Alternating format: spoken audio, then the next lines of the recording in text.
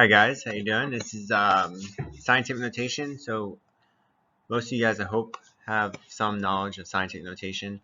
So we'll review a little bit and then see how it works with calculator and stuff like that. All right, so quick math review. Multiplying by tens, very important in metric system. So when you are multiplying by 10, you move the decimal over to the right, that one place. So 23.456 centimeters would be 234.56 centimeters. 100 would place 2 places to the right. So you move the decimal 2 places and you get 2,345.6 centimeters. Multiply by 1,000, you're going to move it over 3 places to the right. So you get 23,456 period decimal centimeters. Okay? And then the million,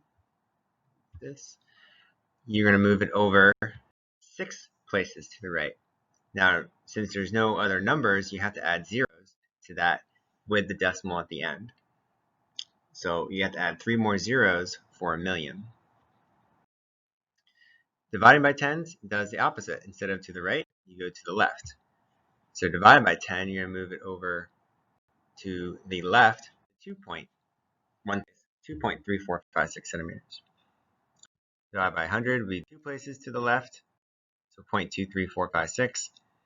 And then for 1,000, divide by 1,000, you need to move it over 3 places, but add a 0 because it's a placeholder.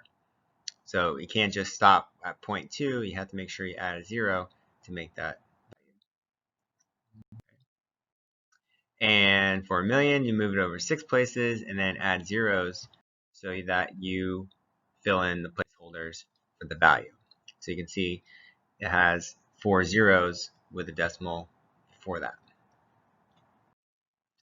Okay, so scientific notation is a shorthand way to write a very large or very small measurement based on a power of 10. So in 2011, the population of Earth was 7 trillion people. So the breakdown of the scientific notation is that 7 is a number that's between 1 and 10. Okay, and we took 9 places to move the decimal over to get the 7. So 7 trillion is 9 times 10 to the 9th power. So the coefficient is the first number. The base is 10, so it's always going to be base 10. The exponent is what is raised to, and then you have the unit. So those are the 4 parts of scientific notation. Water. Number of molecules in an 18 milliliter of water is 602 sextillion water molecules. That's a lot. That means anytime you drink 18 milliliters of water, you have 602 sextillion molecules in your body. And you just swallowed. Kind of crazy. So, looking at that number, you have a bunch of zeros. You actually have 23 zeros. Oh, sorry, 21 zeros. Now, to move the decimal over between a number that's 10 and 1, it's going to go all the way to the 6. So it has to be between 10 and 1. So 6.02. Now, it took 23 places. Okay, you can count 3, 6, 9, 12, 15, 18, 21, 22, 23. So to get that decimal back to original location, you have to multiply by 10 23 times. The scientific notation of it is 6.02 times 10 to the 23 molecules. So 6.02 is the coefficient, base 10, exponent is 23, and the unit is molecules. Mass of a carbon atom. So we know atoms are very, very, very small. And you have the decimal here, and you have to move it all the way to get the number between 1 and 0, or 1 and 10. So that makes the decimal go all the way to 2.01. So you have to count how many times it took to get there.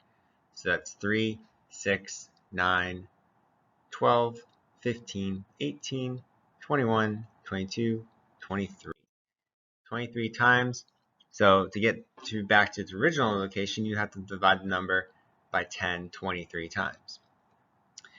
So the number is 2.01 times 10 to the negative 23, because the number is less than 1. We move the decimal to the right, and the unit is grams.